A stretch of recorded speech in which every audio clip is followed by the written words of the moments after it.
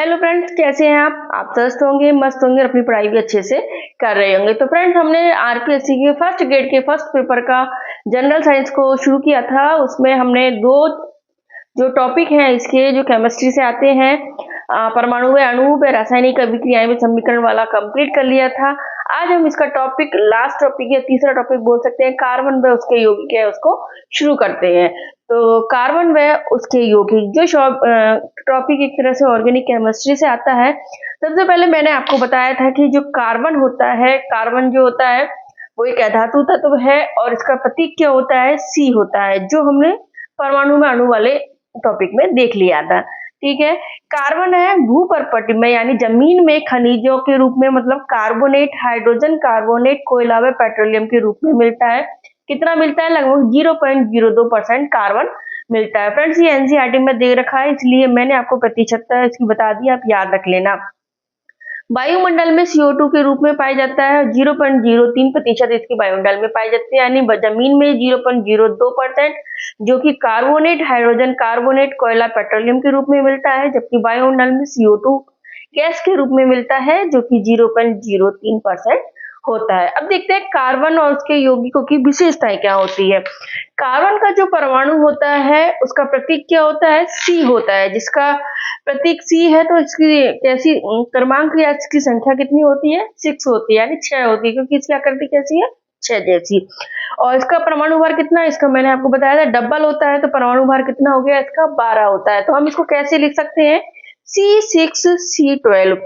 तो C6 नीचे आएगा, यानी नीचे की साइड हमारा भार कम होता है, ऊपर मस्तिष्क है, हमारा पेट है, ऊपर की साइड आता है तो हमारा भार अधिक होता है, तो भार ऊपर लिखा जाता है और परमाणु क्रमांक है इसका नीचे लिखा जाता है। तो आपको इस तरह से कार्बन का प्रतीक लिखा जाता है, आप ध्यान रख लेना। अब कार्बन के जो तो दो विशिष्ट लक्षण इसमें पाए जाते हैं। कौन कौन से दो विशिष्ट लक्षण होते हैं? एक होता है इसमें चतु संयोजकता होती है, दूसरा गुण इसमें होता है श्रृंखलन का गुण पाया जाता है। क्या होता है? जैसे चतु संयोजकता इसकी क्या होती है कि कार्बन की जो संयोजकता होती है 4 होती है। संयोजकता मैंने आपको बताया था कि जो तत्व कितने अन्य तत्व या आयनों से या परमाणुओं से जुड़ सकता है वो उसकी संयोजकता होती है। तो कार्बन की संयोजकता कितनी होती है? 4 होती है।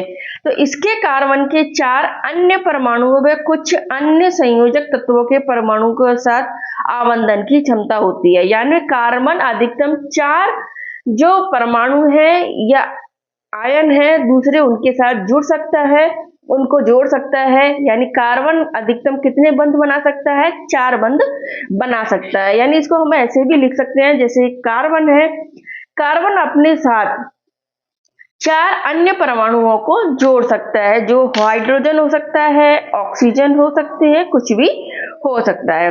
Oxygen, hydrogen, nitrogen, sulphur, chlorine व अनेक अन्य तत्वों के साथ कार्बन के यौगिक बना लेता है। जैसे CO के ऑक्सीजन के साथ जुड़ गया, CO2 बना लिया, हाइड्रोजन के साथ जुड़ गया जैसे, तो ये एक इसका हाइड्रोकार्बन बन जाता है, CH4 है बना लेता है, एथेन बना लेता है। ये हम आगे इस टॉपिक में ही पढ़ने वाले हैं।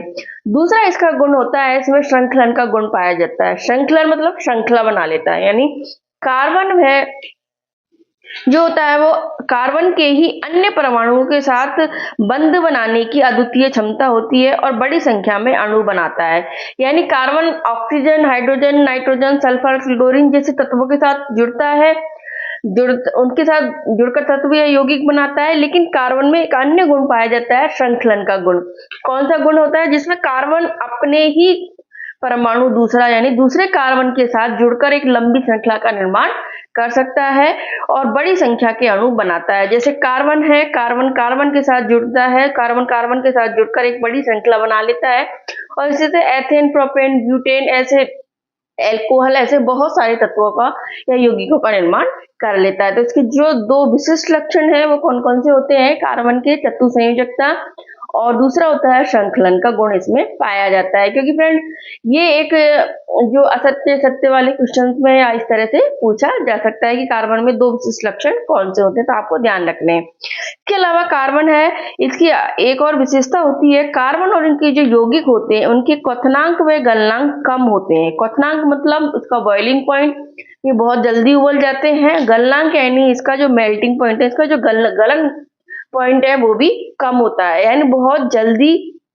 ये पिघल जाते हैं। तो इसलिए इनमें कार्बन के जो यौगिक होते हैं, कार्बन होता है, उनमें क्वथनांक और गलनांक इनके कम होते हैं, और जो आयनिक यौगिक होते हैं उनके गलनांक क्वथनांक उच्च होते हैं। एक दूसरे के साथ बंध बना लेते हैं, कार्बन कार्बन के साथ भी बंध बना लेता है, दूसरे तत्वों के साथ भी बंध बना लेता है, तो इनमें इलेक्ट्रॉन को एक दूसरे से आदान प्रदान हो जाता है। इसके कारण इनमें फ्री बॉन्ड या फ्री जो लोन पेयर है या एकध्रुवित इलेक्ट्रॉन है वो नहीं पाए जाते हैं, और इसके कारण ये विद्युत के कुचालक होते हैं, यानी इनमें इलेक्ट्रिसिटी नहीं मिलती है। कैसे होते हैं? विद्युत के कुचालक होते हैं। इनमें बनने वाला जो बंध कौन सा बंध बनता है? इनके अंदर कार्बन और कार्बन के यौगिकों में सहसंयोजी बंध बनता है। सहसंयोजी बंध क्या होता है? दो परमाणुओं के बीच इलेक्ट्रॉनों के एक युग्म की साझेदारी के द्वारा बनने वाला बंध होता है। मतलब इस तरह से बोल सकते हैं कि दो जो पड़ोसी हैं, अगर कोई भी चीज है या फिर उनके आसपास की, जैसे हम मान लेते कोई जगह है, उसको दोनों आधी आधी जगह है, उसको दोनों को मिला के अगर दोनों एक साथ यूज करें, एक पड़ोसी भी कर सकता है, दूसरा पड़ोसी भी कर सकता है, तो वो हो गया है साझेदारी हो जाती है। तो इस तरह से कार्बन जो होता है वो कार्बन के साथ जो बॉन्ड बनाता है, इन दोनों की जो बंध बनता है बीच में, वो कौन सा होता है? सहसंयोजी बंध बनता है, चाहे वो कार्बन के साथ बनाए चाहे वो ऑक्सीजन के साथ बनाए, यानी दोनों के जो इलेक्ट्रॉन वो साझा करके, इसके भी इलेक्ट्रॉन इसमें दिए जाते हैं, इसके भी इलेक्ट्रॉन इसमें दिए जाते हैं, और इस तरह से वो जो बंध बनता है उस बंध को कहते हैं सहसंयोजी बंध इनमें बना होता है। ठीक है, सहसंयोजी बंध वाले अणुओं में भीतर तो प्रबल बंध होते हैं, लेकिन अंतरा अणु जो बल होते हैं वो दुर्बल होते हैं। यानी जो सहसंयोजी बंध बनाते हैं वो अणु क्या करते हैं? जो भी अणु होते हैं उनके क्या अंदर होते हैं, उनके जो खुद के बंध होते हैं वो तो प्रबल होते हैं, यानी तेज स्ट्रांग होते हैं, लेकिन जो दूसरे अणुओं के साथ बंध बनाते हैं वो दुर्बल होते हैं। इसलिए इनके गलनांक और जो क्वथनांक है वो कम होते हैं, क्योंकि ये आसानी से टूट जाते हैं।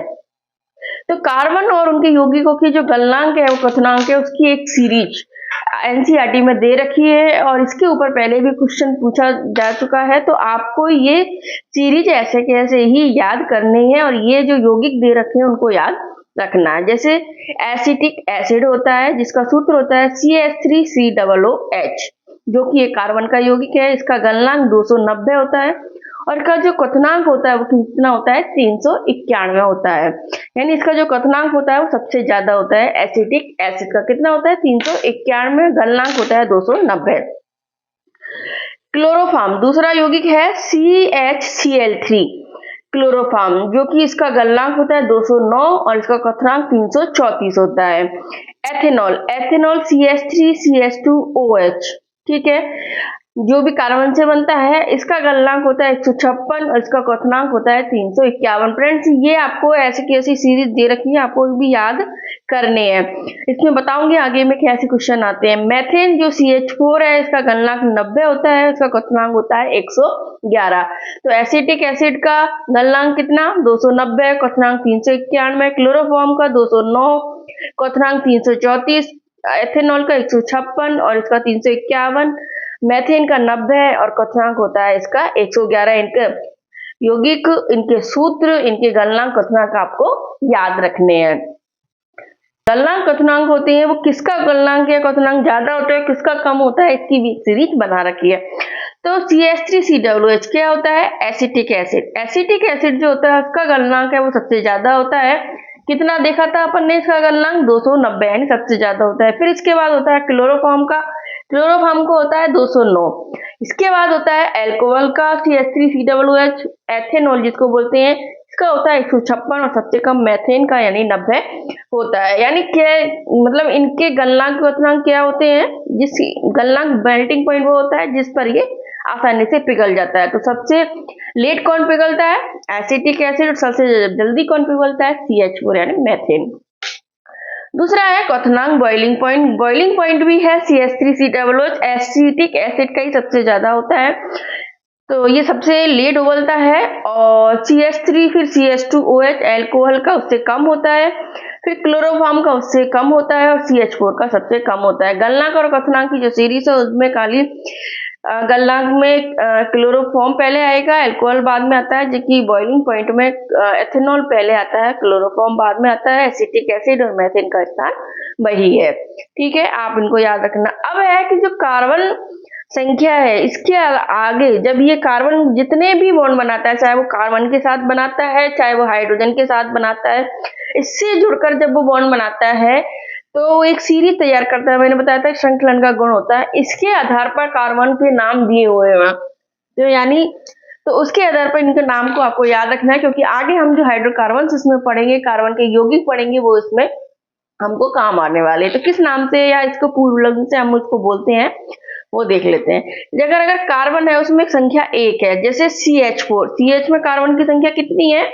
एक ही है और 4 हाइड्रोजन के साथ जुड़ा हुआ है, तो इसका नाम हो गया मैथ। क्या बोलते हैं इसको? मैथ। कार्बन की संख्या 2 है, जैसे C और C, 2 कार्बन जुड़े हुए हैं, फिर इसके बाद ये हाइड्रोजन से जुड़ा हुआ है, तो उसको बोलेंगे हम एथ, यानी 2 कार्बन से जुड़कर बनता है वो एथ होता है।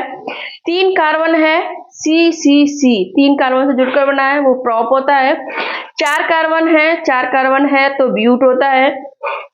5 कार्बन है, 5 कार्बन यानी 5 यानी पेंटा, यानी 5 कार्बन से जुड़कर बना है तो इसको पेंटा बोलते हैं। 6 कार्बन है, 6 कार्बन है तो हेक्सा, मतलब ऐसे आपको ऐसे याद कर सकते हैं, जैसे 6 है, 6 को 6 बोलते हैं, तो हेक्सा, जैसे मारवाड़ी में 6 को है बोलते हैं ना, तो 6 को हेक्स बोल सकते हैं, यानी हेक्स से आप याद रख सकते हैं, 6 या हेक्स। ठीक है। 7 या हेपन, हेप्टा, यानी 7 का क्या होता है? 7 कार्बन है अगर श्रृंखला में तो हेप्टा होता है। 8 कार्बन है, 8 कार्बन को बोलते हैं 8 यानी ऑक्टा, तो 8 कार्बन है तो इसको बोलेंगे ऑक्टा। 9 कार्बन है, 9 कार्बन है, उसको बोलेंगे हम नॉन या नैनो, उसको बोल सकते हैं। और 10 कार्बन है, 10 कार्बन को बोलते हैं हम 10 या डेका। क्या बोलते हैं? डेका। तो 10 कार्बन की एक श्रृंखला है तो उस श्रृंखला को हम बोलेंगे डेका। तो इस तरह से हम आगे पढ़ने वाले हैं कि किस तरह से इसकी श्रृंखला बनेगी। जैसे एक कार्बन से बनेगी मेथेन है, एथेन है, प्रोपेन है, ब्यूटेन है, पेंटेन है, हेक्सेन है, हेप्टेन है, ऑक्टेन है, नॉनेन है, डेकेन है। तो इस तरह से कार्बन के जुड़ने से इनके जो नाम बनाए गए हैं उन नाम को मैं आपको बता रही हूँ, आपको ये याद करना है। इंपॉर्टेंट पॉइंट दे रखा है कार्बन के अपर रूप। कार्बन के कौन कौन से अपर रूप होते हैं? मतलब प्रकृति में कार्बन की श्रृंखला में पाया जाता है, गुण पाया जाता है, इसकी संयोजकता 4 होती है। इसके कारण ये बहुत से कार्बनों के साथ जुड़कर यानी कई तरह के जो तत्व है या यौगिक है उनका निर्माण कर लेता है, जिससे जो कार्बन से ही बने होते हैं, जिनके रासायनिक गुणधर्म तो समान होते हैं लेकिन इनके जो भौतिक गुणधर्म है वो भिन्न भिन्न होते हैं। इसके कारण इनको कार्बन के अपर रूप कहते हैं। तो कार्बन, प्रकृति में जो कार्बन है अनेक भौतिक गुणों के साथ विविध रूपों में पाया जाता है। कार्बन के परमाणुओं के परस्पर आबंधन के तरीकों के आधार पर इनमें अंदन होता है, यानी अंतर होता है, यानी कार्बन किस तरह से आपस में जुड़े हुए हैं इसके अंतर के आधार पर इनके यौगिकों का निर्माण होता है। तो इसमें 2 रूप होते हैं, क्रिस्टलीय और एक्रिस्टलीय रूप। एक्रिस्टलीय रूप में होता है वो कोयला आता है, कॉक आता है, चारकोल आता है। ठीक है। लेकिन जिसका क्रिस्टलीय रूप होता है इसमें हीरा, ग्रेफाइट मुख्य रूप से आते हैं। इसके अलावा एक अन्य वर्ग होता है इसमें फ्लोरीन, जो भी कार्बन का ही अपर रूप है। इसमें मुख्य रूप से एनसीईआरटी में हीरा, ग्रेफाइट और फ्लोरीन दे रखे हैं, यही आपसे पूछे जाते हैं। कौन कौन से कार्बन के अपर रूप हैं? हीरा, ग्रेफाइट और फ्लोरीन। जिसमें हीरा और जो ग्रेफाइट है इनके भौतिक गुणधर्म अत्यंत भिन्न होते हैं, इनके रासायनिक गुणधर्म समान होते हैं लेकिन इनके जो भौतिक गुणधर्म है वो भिन्न होते हैं। अब एक एक के बारे में डिटेल से पढ़ने वाले हैं। सबसे पहले पढ़ते हैं हम हीरा। हीरा जो होता है वो कार्बन का प्रत्येक परमाणु है कार्बन के 4 अन्य परमाणुओं के साथ बंधित होते हैं, यानी जो कार्बन होता है उसके साथ ही चारों ओर संयुक्त इसकी 4 होती है, वो कार्बन के द्वारा ही जुड़ी होती है, यानी कार्बन एक दूसरे से जुड़े हुए होते हैं। तो इसकी चारों जो बंध है या फिर चारों जो इसकी संयोजकता है वो भरी हुई होती है, किसके द्वारा? कार्बन के कारण। तो कार्बन के कारण भरी हुई होती है, जिसके कारण एक दृढ़ संरचना, एक कठोर संरचना का निर्माण करता है। तो एक दृढ़ त्रिआयामी संरचना का निर्माण होता है, इसके कारण ही इनके जो गलनांक है वो उच्च होते हैं। क्यों? क्योंकि इसमें कोई फ्री रेडिकल या मुक्त इलेक्ट्रॉन नहीं पाया जाता है। इसके चारों बंध एक दूसरे से बंधे हुए हैं, मतलब जितने मजबूती से बंधे हुए हैं इसके कारण इनको तोड़ना भी मुश्किल होता है, इसके गलनांक इसलिए ही उच्च होते हैं। और दूसरा, इसमें जो मजबूत कार्बन कार्बन बंध युक्त त्रिविमीय संरचना होती है, जिसके कारण इनको तोड़ना काफी कठिन होता है, क्योंकि ये एक दूसरे से कार्बन कार्बन से जुड़े रहते हैं। हीरा अब तक का सर्वाधिक कठोर पदार्थ है, मतलब प्रकृति में सबसे ज्यादा कठोर कार्बन के अपर रूप के रूप में कोई पदार्थ पाया जाता है वो हीरा ही है, जिसको तोड़ा नहीं जा सकता है। शुद्ध कार्बन को अत्यधिक उच्च ताप एवं दाब पर उपचारित करके, मतलब शुद्ध कार्बन लिया, कार्बन जो होता है उसको अत्यधिक उच्च दाब एवं दाब पर जब हम उपचारित करते हैं, हीरे का संश्लेषण किया जाता है। यानी हीरा कैसे बनाया जाता है? कार्बन को उच्च ताप और दाब पर उपचारित किया जाता है, तो हीरा कार्बन कार्बन एक दूसरे से जुड़ते चले जाते हैं और हीरे के कठोर रूप यानी हीरे का संश्लेषण किया जाता है, हीरा बनाया जाता है। संश्लेषित जो हीरा होता है आकार में छोटे होते हैं, मतलब जो हीरा बनाया जाता है जो प्राकृतिक हीरा होता है उसकी तुलना में छोटा होता है। हीरे में क्रिस्टलीय जालक पाया जाता है, क्योंकि अभी अपन ने देख लिया कि इसमें जो कार्बन कार्बन होते हैं वो एक दूसरे से बंद होते हैं, बंधे हुए होते हैं, मतलब एक दृढ़ संरचना के द्वारा जुड़ी होती है। कार्बन चारों तरफ कार्बन से जुड़ा हुआ होता है, इसके कारण इसका जो क्रिस्टलीय जालक होता है, हीरे में क्रिस्टलीय जालक पाया जाता है, इसका गलनांक भी उच्च होता है। और ये विद्युत का कुचालक भी होता है, ये भी ध्यान रख लेना, हीरा जो होता है वो विद्युत का कुचालक होता है। और इसकी आकृति कैसी होती है? चतुष्फलकीय ज्यामितीय आकृति होती है। तो एक बार मैं वापस से बता दूं हीरे के बारे में। हीरा जो होता है, कार्बन का जो अपर रूप है वो प्रत्येक परमाणु कार्बन के 4 अन्य परमाणुओं के साथ जुड़ा हुआ होता है, दृढ़ त्रियामी संरचना का निर्माण करता है, जिससे इसमें गलनांक इसके उच्च होते हैं, क्योंकि इसमें मौजूद कार्बन कार्बन बंध होता है। हीरा अब तक का सबसे प्रकृति में पाए जाने वाला कठोर पदार्थ है। हीरा विद्युत का कुचालक होता है, क्योंकि इसमें मुक्त बंध नहीं होते हैं, इलेक्ट्रॉन नहीं पाए जाते हैं। इसके लिए इसकी आकृति बनती है वो चतुष्फलकीय ज्यामिति आकृति इसमें बनती है, क्योंकि चारों तरफ कार्बन से जुड़ा हुआ है। और शुद्ध कार्बन को अगर उच्च ताप एवं दाब पर उपचारित करते हैं तो हमें हीरा का संश्लेषण किया जाता है।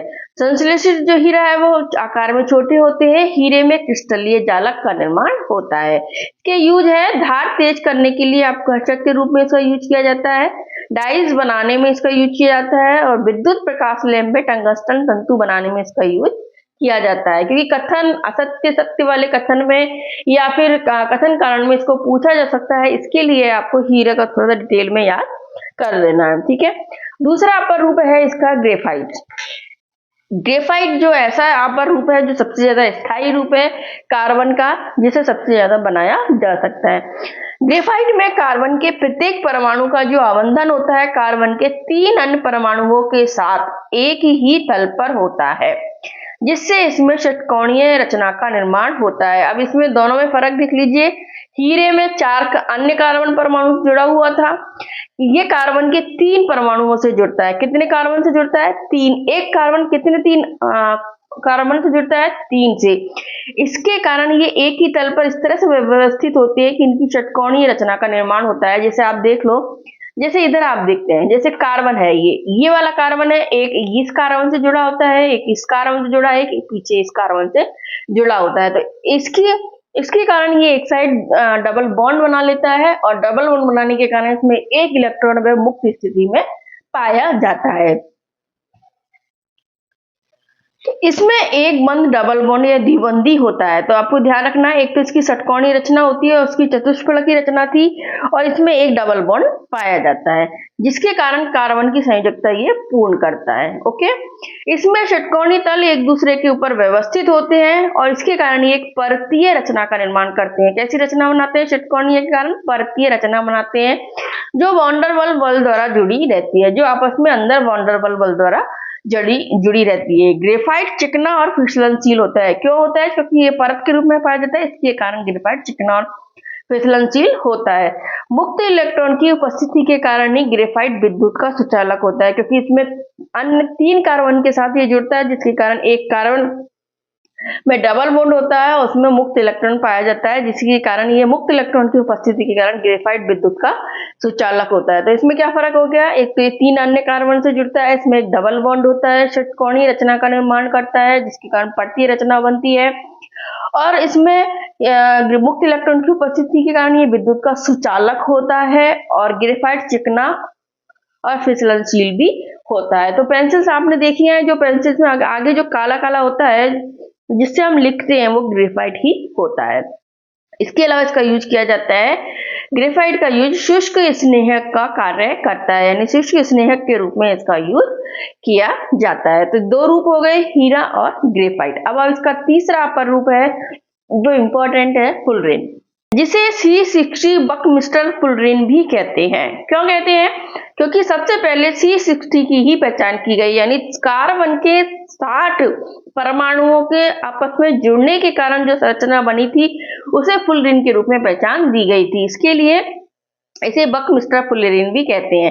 कार्बन परमाणु इसमें फुटबॉल के रूप में व्यवस्थित होते हैं। जैसे जैसे फुटबॉल होती है ना, गोल फुटबॉल होती है, जिसमें कहीं पे अलग अलग जो छोटे छोटे से षटकोणीय रचना बनी हुई होती है, जिससे वे आपस में जुड़ी रहती है, उसी तरह की रचना फुटबॉल की समान इसमें देखी जाती है, जिसको फुलरेन कहते हैं।